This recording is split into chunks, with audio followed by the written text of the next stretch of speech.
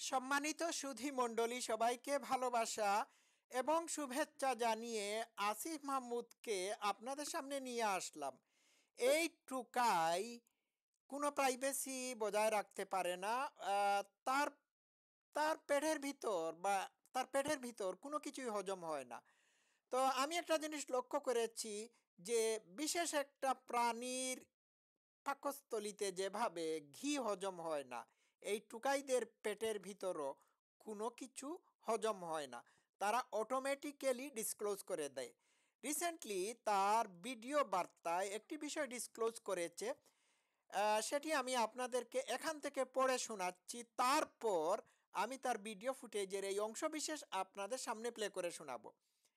সে তার ভিডিও বার্তায় যেটি বলেছে সেটি হলো, শেখ হাসিনা চলে যাওয়ার পরে কোনো কালেকটিভ ডিসিশন ছিল না।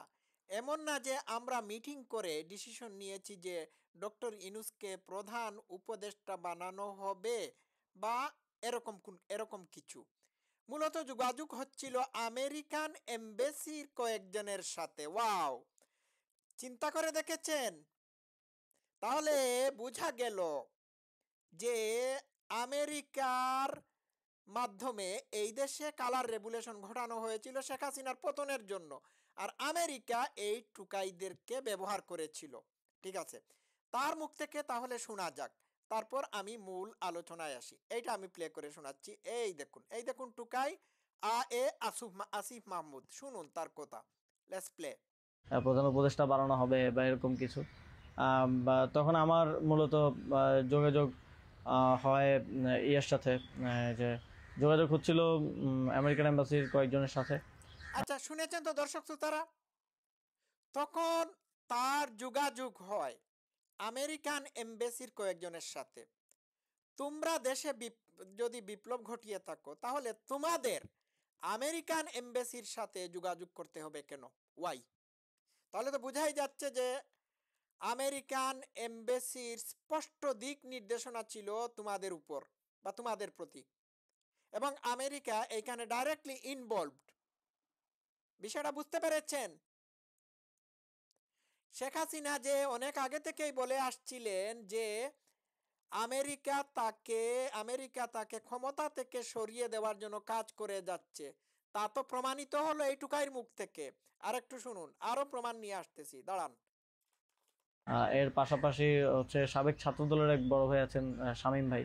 উনি মিরপুরে অর্গানাইজার হিসেবে খুব ভালো ভূমিকা পালন করছিলেন। তো ওনার সাথে আমার যোগাযোগ হচ্ছিল। উনি মূলত ওনার যোগাযোগটা ছিল মূলত মুশফিকুল ফজল আনসারি ওনাদের সাথে আর কি। তো ওনার মাধ্যমে আমার ডক্টর আলী রিয়াজ, তারপর হচ্ছে বদির আলম মজুমদার স্যারদের সাথে যোগাযোগ হয়। ওনাদের সাথে আমি কথা বলি। একটা যখন আচ্ছা, আমি এইটুকুই থামি, আর কথা বাড়ালাম না। এখন সে যে দুই তিনজনের নাম এইখানে উচ্চারণ করেছে, এই দুই তিনজন সবাই হচ্ছে আমেরিকার এজেন্ট, আমেরিকার ডিপ স্টেটের এজেন্ট। আমি এতদিন যাবৎ বলে আসছিলাম যে আমেরিকার ডিপ স্টেট সমূহ এখানে বাংলাদেশে কালার রেগুলেশন ঘটিয়েছে, এবং এই কালার রেগুলেশনের মাস্টার মাইন্ড হলো, দেশের ভিতরে বাইরে মাস্টার মাইন্ড হলো বুইড়া খাটাস ইনুস। এটা আমি আপনাদেরকে বলেছিলাম, এই বুইড়া খবিস ইবলিস, ডাকাইত খবিস ইবলিস ছিল। আচ্ছা, এই মুশফিকুর ফজল আনসারিটাকে একটু দেখাই আপনাদেরকে। এই দেখুন, আমি পুরাটা পড়ে শোনাবো না। 2001 থেকে 2006 পর্যন্ত আনসারি বাংলাদেশের নির্বাচিত প্রধানমন্ত্রীর সহকারী প্রেস সচিব ছিলেন।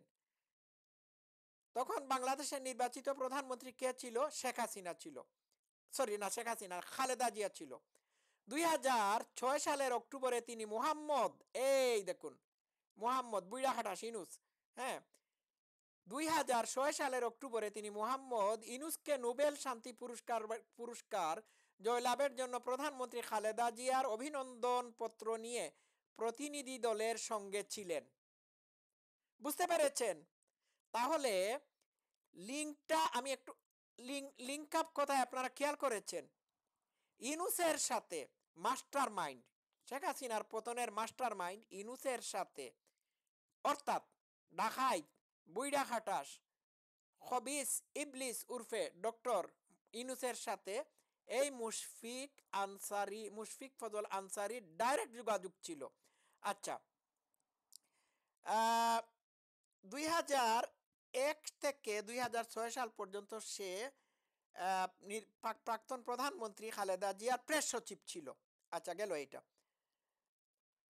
সে তার সাথে যে আমেরিকার ইনভলভমেন্ট আছে এতে কোনো সন্দেহ নাই, সে কিন্তু আমেরিকায় আছে, আমেরিকায় নির্বাসিত হয়ে যায়, ঠিক আছে।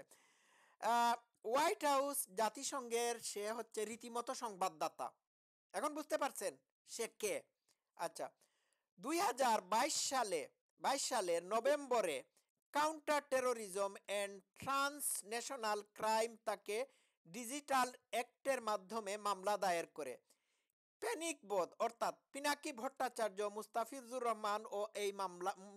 রহমান এরাও এই মামলার অধীনে ছিল। আচ্ছা, তাহলে বোঝা যাচ্ছে যে Pinaki Bhattacharya, Mustafizur Rahman, doctor Yunus, American embassy, হ্যাঁ,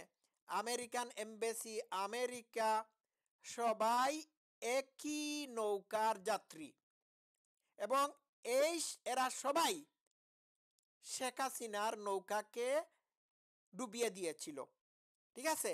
এদের ষড়যন্ত্রে এটা হয়েছে। আচ্ছা, 2015 সালে আগস্ট মাসে মার্কিন নেতৃত্বের প্রতিনিধি হিসাবে বান কি মুন ওভালে সে বারাক ওবামার সাথে মিটিং করে। জাতিসংঘ সহ পৃথিবীর বিভিন্ন আন্তর্জাতিক কমিউনিটিতে সংবাদ প্রেরণ করা, তাদেরকে প্রভাবিত করা, এগুলো ছিল তার কাজ। সে আমেরিকার ডিপ স্টেটের একজন বড় এজেন্ট ছিল, বুঝতে পারছেন? এই কথাটি কিন্তু আসিফ মাহমুদ ফাঁস করে দিয়েছে, ঠিক আছে। তো তাকে আবার ইনুস পুরস্কৃত করে।